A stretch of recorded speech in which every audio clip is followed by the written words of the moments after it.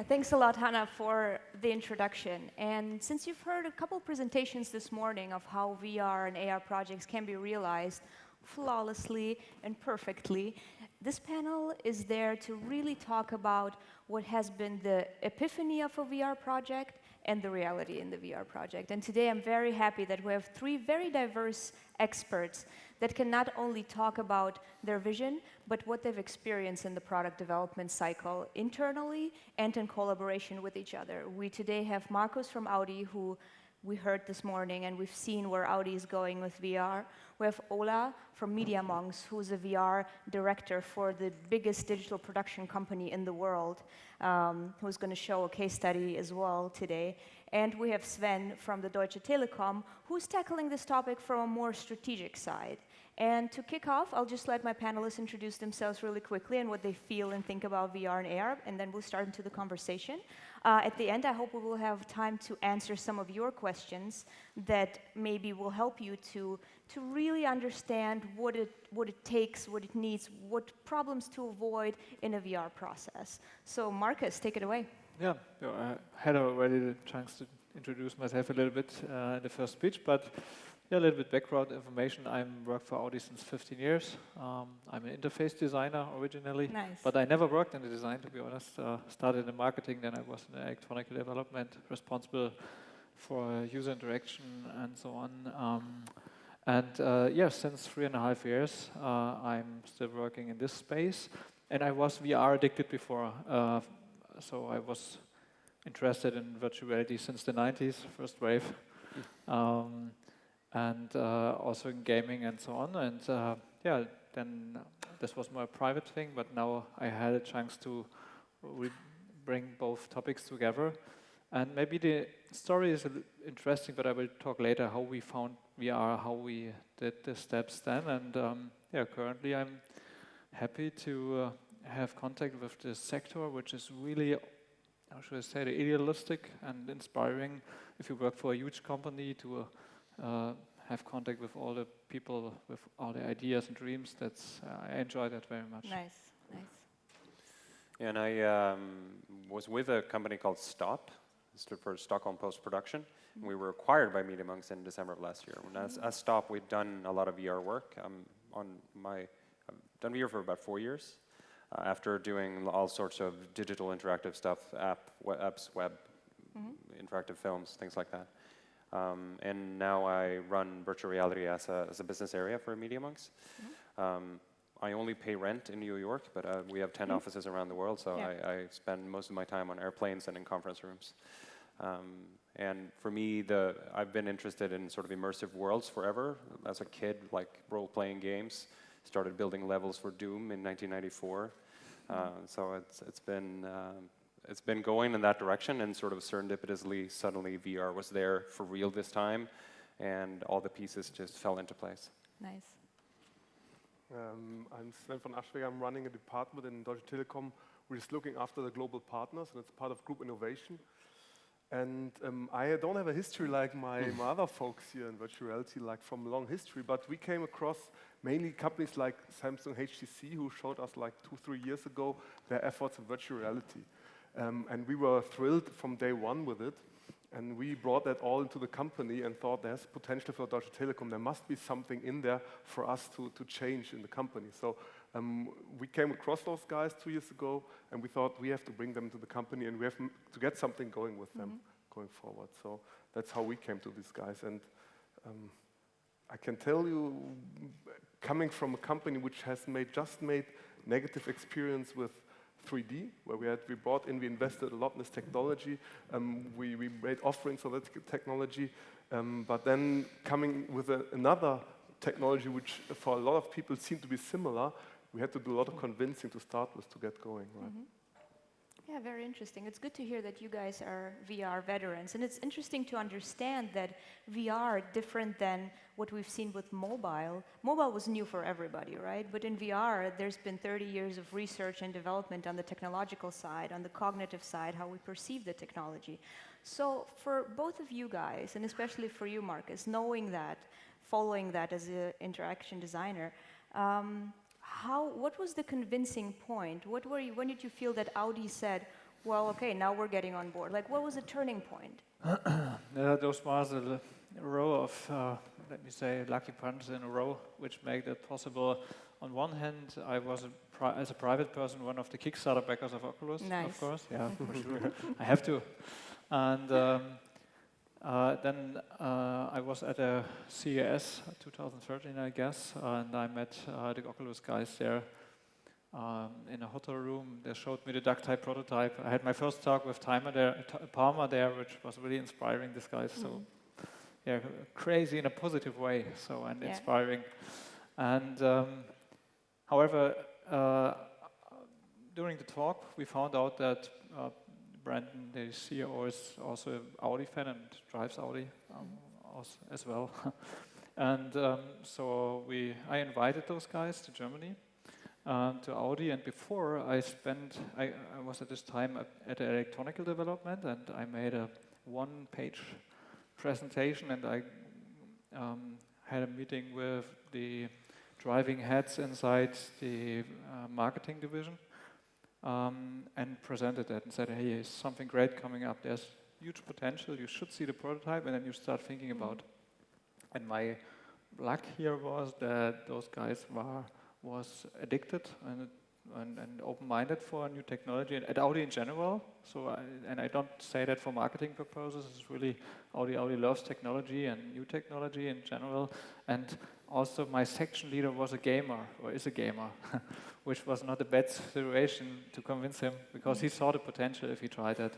And in the same, after the meeting, he asked me if I want to change and want to take over the whole project, and we make something good together. And with this good cooperation, there was with Oculus, and from the beginning, we had early access to HD prototypes, which was really important, because to get a higher amount of money, I can imagine it's similar, at least at Telekom, you need board attention and board agreement, and you need at least a good middle technical quality to get it. And with this it was possible. We generated a prototype, and I guess 4 or 5 months after the first contact with Oculus, we got a permission through the board to go into the sector without a pre-development phase. We said, there's solved so many problems of which we have, it would be so helpful, we shouldn't wait. We should go and invest here. Okay, it's a risk, but it's a bet, finally, but we should do that. Yeah, and now 3.5 years later, thanks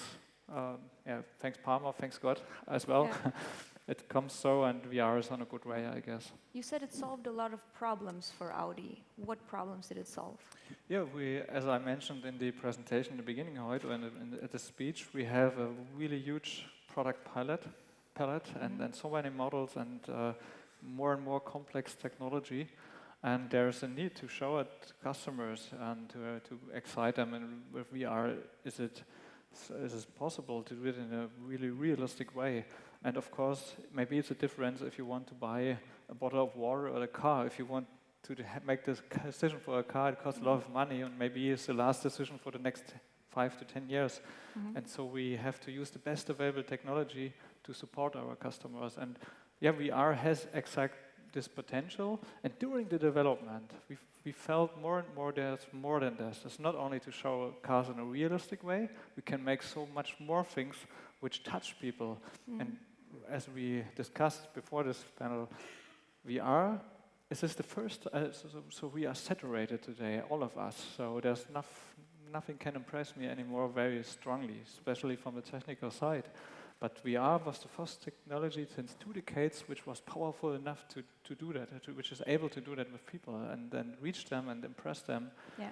And that's the reason why we think that's will be a game changer for the future. So it's an elementary technology, and today it's an advantage to invest here. But in 5 years, if you don't do that now, it's an elementary disadvantage. Absolutely. Maybe later I can tell you a little bit more about that. That's a great point. How about emotion, connection to the viewer, to the user in VR? Like you as a creative. Yeah.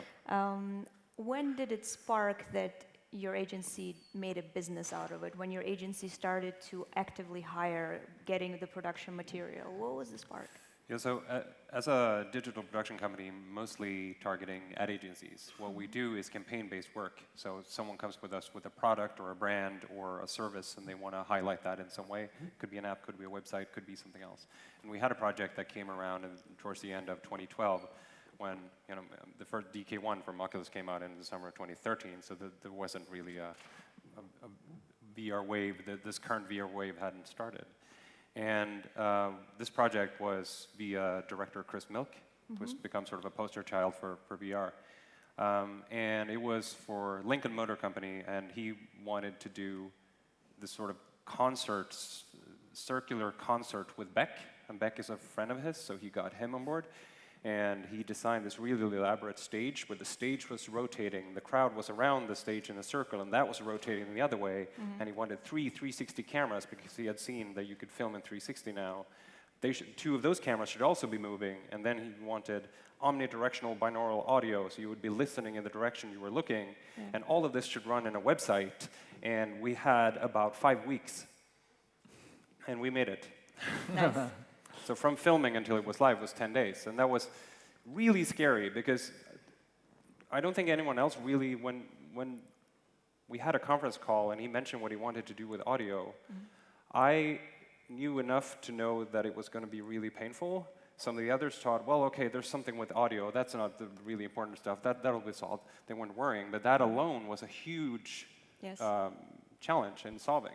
So omnidirectional binaural audio hadn't really been done for any sort of consumer experience, and certainly not in a website. But we pulled that off, and then it took a while. Like you, like Marcus, I was a Kickstarter backer for Oculus. And when we got that summer, we immediately began porting this experience to VR. Out of our own pocket, but just because we felt like we were onto something, because what we did in the website was you could activate the webcam, and if you turned your head slightly, it would rotate the sphere in that direction. But if you turned it 90 degrees, you wouldn't see the screen anymore, so it kind of didn't work. But when we put it in the headset, the first time we got it working, that was just, all right, drop everything else. Screw everything else. This is the future. Even though we had it, so we had that epiphany, but then we're like, wait, how are we going to get this to people? This is just this first dev kit. What can we do with it? So we showed it to Oculus, and they started inviting us to be one of their select demos for touring around. This was before the Facebook acquisition, so they were touring around trying to like build attention for their product and for the medium as a whole. And then that was the second epiphany when we realized, okay, it's not just us that are excited. So at South by Southwest in 2014 in March, 2 weeks before the acquisition was done, Palmer was in the back room on the phone with Mark Zuckerberg all the time, for real. There was a 2-hour line outside in pouring rain in like 6 degrees Celsius. And people were that excited just to see anything in VR. And then when they came in, and then like we had the longest line. It was us and 2 games, and we had a longer line than the games. We're like, oh shit. Okay, we're really onto something. And that spawned multiple companies. So Chris has a company now called Within. It used to be called Burst, that I co-founded with him, but I don't work in it. But so that spawned that, like a whole technological platform. And now there's a separate production company as well that used to be called VerseWorks, now called Here Be Dragons. This is complicated. But like, so that spawned all of that. And we, as then called Stop, we started betting on VR as well, and we did some productions. But what we found was this obstacle to get people to buy into it, because there was all this interest, and then you got brands and agencies going, okay, this sounds absolutely awesome, but who's going to see it? And they started doing the math. Okay, so we have this installation in the store, and you can come in and see it, and it takes 5 minutes to go through, and we're open 8 hours a day, and then start like doing a cost breakdown of like, what are we paying per eyeball in this? And they're like, oh shit, how many zeros after the 8? Like it's so prohibitively expensive if you break it down that way. But the thing you got to understand, and the thing that I think has been holding that VR adoption back a little bit, is that they're looking at that number thinking, oh, it's much easier to reach a lot of people with banners. Okay, if that's all that matters, you should do banners. Because what you can do with VR is something that is really hard to convey. Because and the reason we're all excited, the reason this conference exists, I would imagine, is because we all collectively see a potential in VR to do something that prior mediums have not been able to do. Whether or not we've realized that potential yet remains to be seen, but like that's what we're all going for. And if that's your goal, then you've got to commit to that. Yeah, absolutely. Thanks. Sven, how about you guys?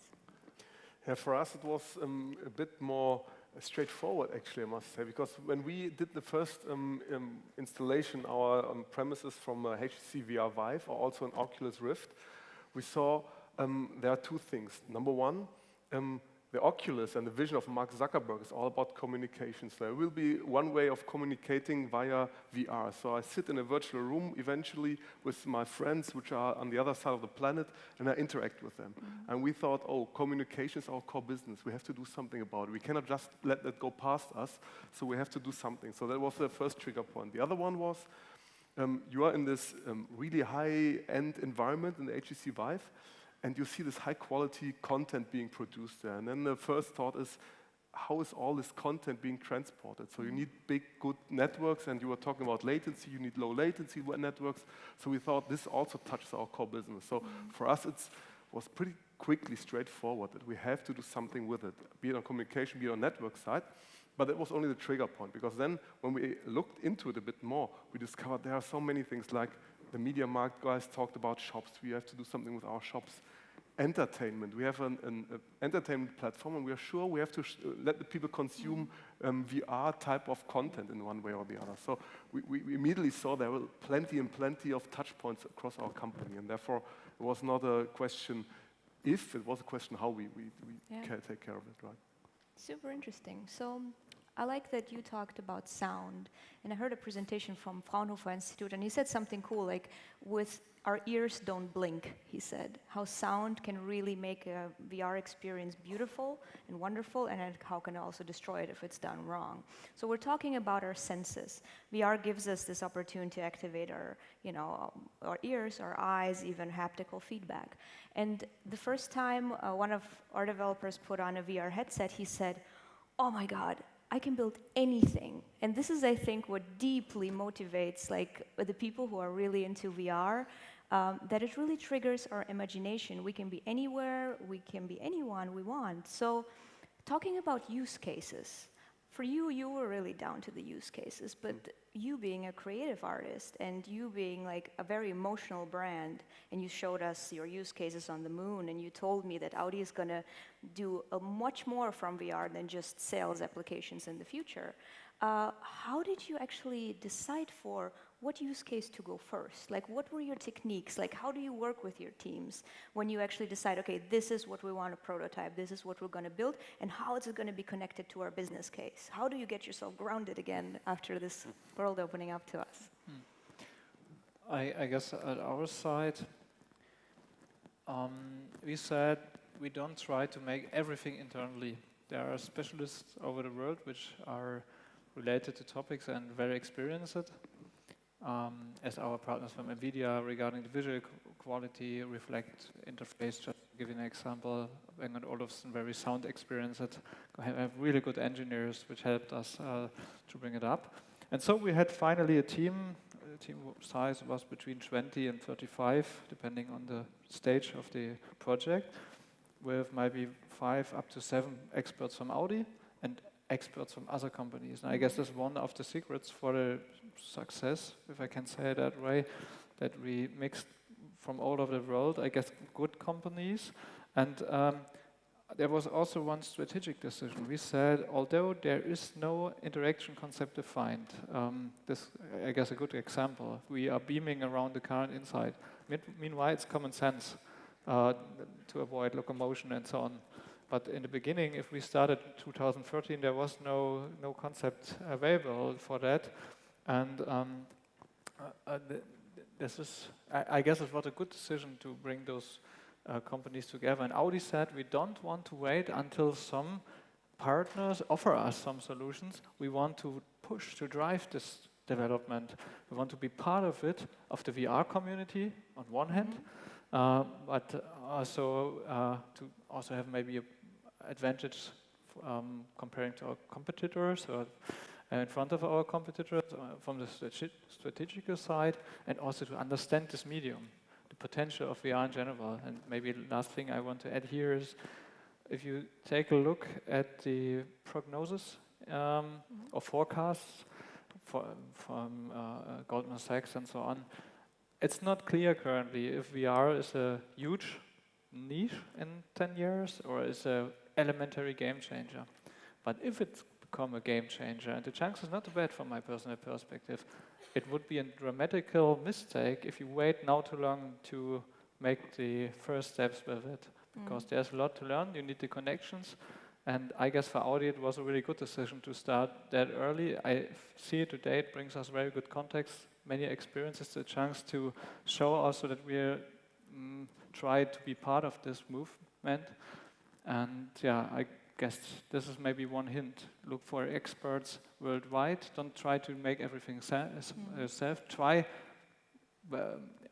as much as possible by yourself with those experts. Make prototypes and so on. Try it. It's hard to imagine VR. You must explore VR and experience VR to find it out. And don't wait too long. Start. That's maybe one hint from my side. What was the coolest prototype or like use case you came up with, and you're like, wow, this is much bigger than just showing a car. Like this is much more. I guess for me personal, within our project, one thing was couldn't show it here. We added sound, and sound makes each experience so much more intensive, depending on the sequence. But this was a good decision, and I was surprised that it has such a high meaning, and even to have a room scale experience, to stand up and walk through along the car and so on. This natural interface makes the whole experience so much more natural. The seated approach makes sense and is okay, and is also a great thing. But if you are able to do that, give people the freedom to explore VR scenes in a very natural way, completely freely. So I'm a room scale fan, I have to say that. So, yeah. How about you guys? How do you get creative? Well, there's like no end to what we want to do in VR, because it's like a blank canvas, and it's the largest canvas ever. But so VR is also the most multidisciplinary medium we've ever seen. And I have a talk this afternoon too. What I talk partly about how to regard VR as a medium, and how to sort of exploit what it can do better than other mediums. And that's really crucial, because we're seeing so many people, especially us, like working for an ad agency. They usually come to us with, here's our creative idea, here's sort of the confines within where we want the VR experience to live. This is what it needs to be about. So we're not currently creating our own IP or writing our own stuff and selling it. So we're doing something on behalf of someone else that they give away for free as an experience, or content, or marketing. And in that context, there's a lot of people in the sort of chain of command that are coming to VR going, here's my very first thought about VR, let's do that. And we've seen a lot of these things. So like, oh, I can look around, let's make sure there's stuff happening all around me. Well, cacophony is not immersion, that's just distraction. And you just start chasing around, and it becomes an Easter egg hunt, and you're just confused trying to figure out what's going on. Yeah. And like in this room right now, everyone is free to look up in that corner if they wanted to, but you're not naturally, because you're like cognitively just figuring out where stuff is happening, where it's worth looking. Yeah. That's not going to change in VR. People will still have that instinct. You don't need to put juggling clowns back there. And so there's a lot of that. A lot of what we do is like that type of education, and trying to herd big ego creatives on ad agencies going, well, what if, like plant ideas in their heads so they can think it's their idea, so they can sell it to us. So there's a lot of that going on, and like iterating at it. But there's also this technical side of it. Obviously, it's a very technical medium. Again, multidisciplinary. It has all facets.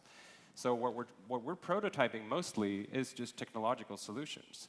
If it's a film-based experience, what can we do around cameras? We're building our own cameras. We got 3D printers, and we just bought more because we didn't have enough, because they're running 24/7, just building prototypes.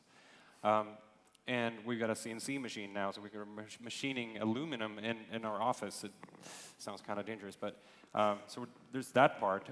We're developing sound systems like sound engines, sound production tools, if they don't exist already. Same with video, post-production stuff. We're beta partners with a lot of companies just to try to stay at that edge, because we know what we want to achieve often, but just the tools aren't there. And either we go, okay, do we have to build the tool? Because that's not our core business either. So we got to like pick our battles a lot, and like try to figure out what's the best sort of return on investment for our time at this point, and what's going to set us up to do the next project that's interesting. So in terms of projects, we also have a game plan. Like we want to do volumetric video for someone, but working with a business model where we don't necessarily have a ton of our own R&D money. We can do some prototyping, of course, but like the big commitment to pulling off a full-on project for our business model relies on someone signing on to do that with us, giving us that confidence, and so we can invoice 50% up front and get going. And that's a challenge of achieving that with these clients. So, and that keeps us grounded, to your point. Like that's what's keeping us like, okay, there's a reality to this too. Yes. We can all fantasize about what VR is going to be in a couple of years, but right now, this is it. Exactly. You know? And then there's also the thing I mentioned before. You got to get someone to buy into this, and like, okay, we can make a version that plays on YouTube 360 as well. That's not going to give you the same sense of immersion. That's not going to give you that emotional impact that VR can potentially bring. But it's like, you got your eyeballs on it. You got 2 million views on YouTube as well, and they're happy. Maybe I see some, how should I say that? I guess it's kind of the nature of VR that it's like an empty paper in many spaces right now, and that's the fascinating thing. I just remembered, if you told out those things, we also built some prototypes. And we was at Oculus, they built hundreds of prototypes, each one different. And there's how should I say that? It's so cool to move to unexpected areas and motivating for all people of the team, I guess, as you guys as well.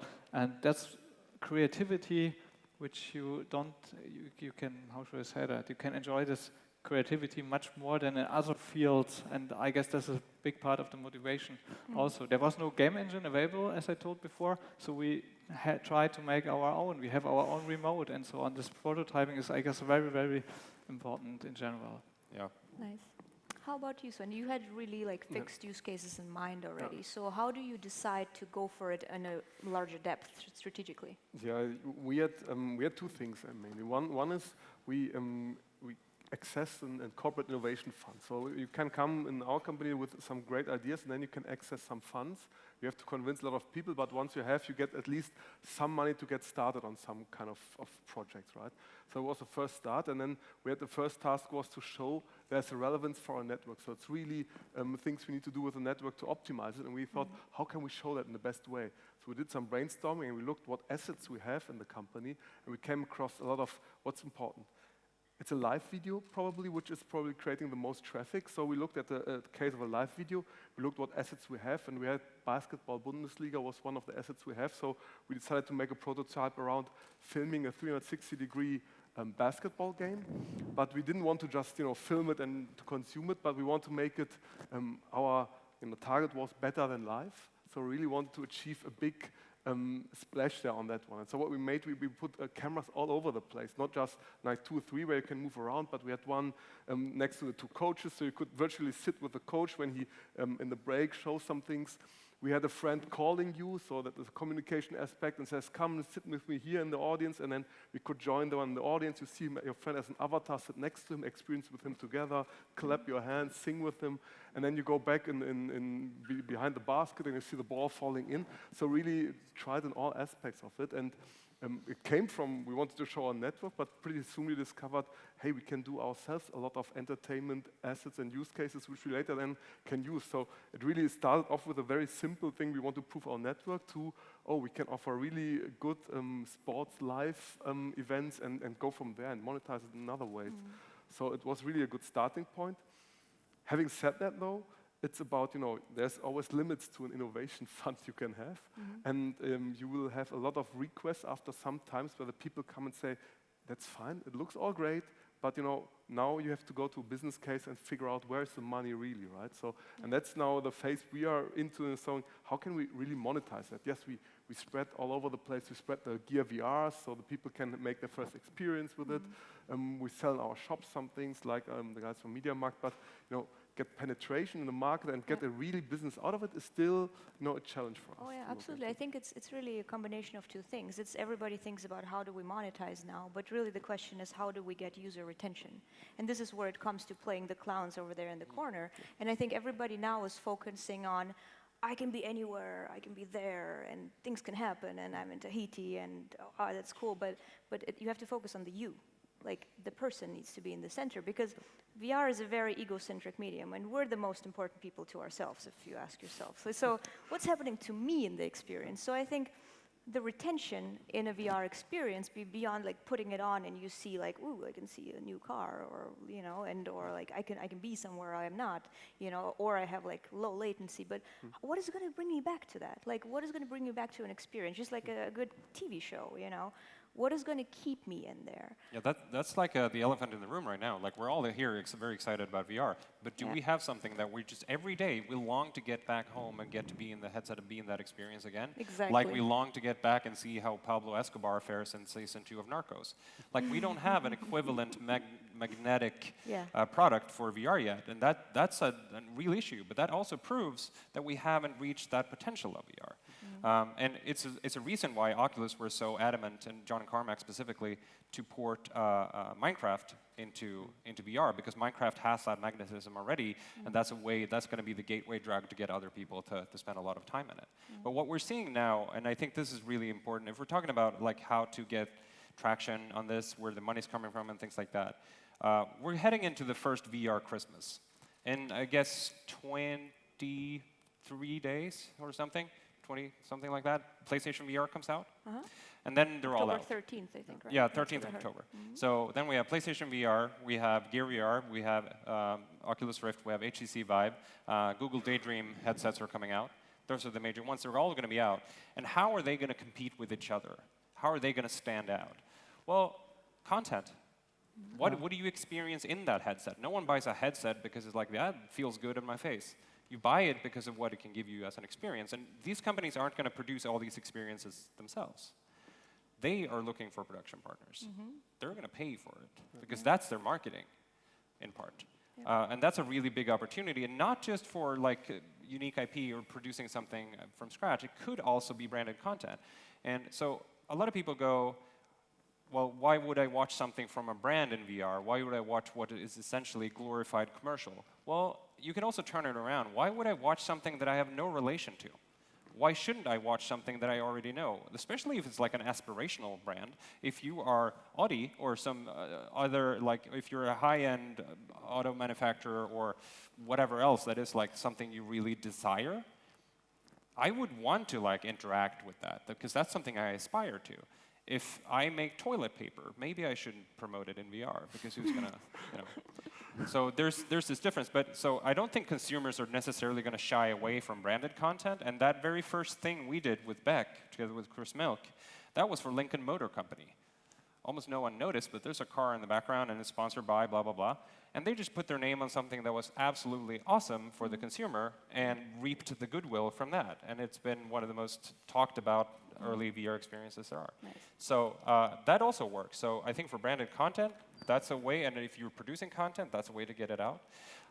And even Lincoln is, you know, fairly sort of aspirational. It's not, you know, some old Russian car. So people liked it, and they have iconic advertising, and people seek it out just because it's iconic enough. So I think there's something there.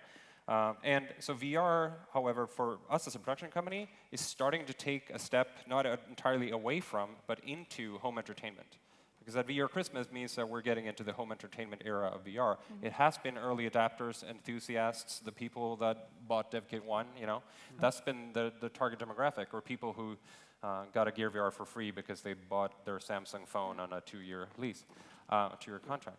Yeah. So now you're getting people that are like, yeah, I'm going to have a VR headset just as I have a microwave and a hoverboard or whatever. That's a great point. Like, this is your business, right? Like, what do you see? What kind of tendencies you see with the hardware? Yeah, the hardware thing is a bit of a tricky one. As you just rightly said, the Gear VR was given away to a lot of people, so one's perceived as a cheap device to some extent, and the quality is not as good as if you compare it to some of the high-end stuff, right? Yeah, because you're losing. And the question, I'm sometimes puzzled myself, was it good to go that early? Because then maybe it shies away people when they make a bad experience to start with. But effectively, it makes it all known to everybody, which is good news for us. What we see in the market happening a lot is the device will change. They will become much more comfortable, smaller, not as heavy, different ways of it. They're using cameras and so on. I think that will make a difference. So the comfort, and not talking about AR here, but VR only, even that, the comfort will make a difference. resolution will make a huge difference going forward. And then, as I say, the content will come with it. And if the content is exciting enough, then then it will make a huge difference. The other one is, as we said before, the interaction, because you're right. You're sitting behind this thing, and you cannot interact with somebody. You cannot even drink or eat properly, right? So you have to find solutions for these kind of things. And I think there are a lot of ideas out there, but they have to be made mass market available as well. And absolutely. That was the first VR cinema in Munich, and people were like, well, you have to drink your beer before and eat your popcorn before. That was super funny. Yeah. It's a good point. but think about all those new formats which are on the horizon. I'm talking about companies as the Void and so on. They establish a really, really high-end VR experience in the future. This will surprise people, but also convince them to buy systems at home. PSVR is a very big step. And to have really good content, AAA, hopefully, of course, we need a broader base on one hand, and it takes time. This is a new medium, and I guess I'm convinced as well as you guys, within the next 6 to 12 months, we're getting more established, and we will see more content, content is king also from my personal, with the technology I have no doubts regarding formatted rendering, 4K displays, whatever, but I'm also convinced that we will see great content, not only effect-oriented content, also some emotional touching one, like Chris' work, amazing good work and so on, shows what could be possible in the future with that. So yeah, I'm really looking forward to that. Nice. We see in the US, we see stadiums built just now for football. They pump $1.5 billion into a new stadium, which has cameras all over the place, connections, just to make everything possible. And in the US, I think you know better than I, they add so much more information to the game. So when you see a football game, you know everything about the player, and maybe it's additional information you get anywhere, which is not the case as much here yet, but I'm sure would come as well. Super interesting conversation. Could stand here forever, but now I said we're all egocentric, so now it's about the audience. What is your question to our panelists today that we didn't answer yet? We have, I think, time for 2 questions. Do we have any questions in the audience for our panelists? No. We covered everything. Amazing. We're done. Yeah, I think, then we'll let you to your lunch break. And thank you so much. I think the quintessence of what we've discussed today is really having people in the team who are passionate about the topic, who maybe know it, who are gamers, who are interface designers, who are creatives, who understand the business model, and them kind of being brave to work together step by step is the key. And then seeing VR as a larger thing than 360 content or just displaying the obvious, but really thinking about how virtual reality can access our subconscious mind. How can it access something that we don't even perceive in the reality? And you're going to have a keynote later today about hacking the human. Yeah, hacking the senses with finesse this afternoon. So so join that. Yeah, I think thank you very much, guys, for contributing this diverse views. And AUDI is looking into sci-fi a lot, right? So how that's going to influence. So I think we're going to see a lot of great stuff from AUDI in the future. We're going to see a lot of Telekom, great strategies and streaming solutions for us. And for you, Ola, be creative. Let it out. Thank you very much. Thanks for listening. Thanks, guys.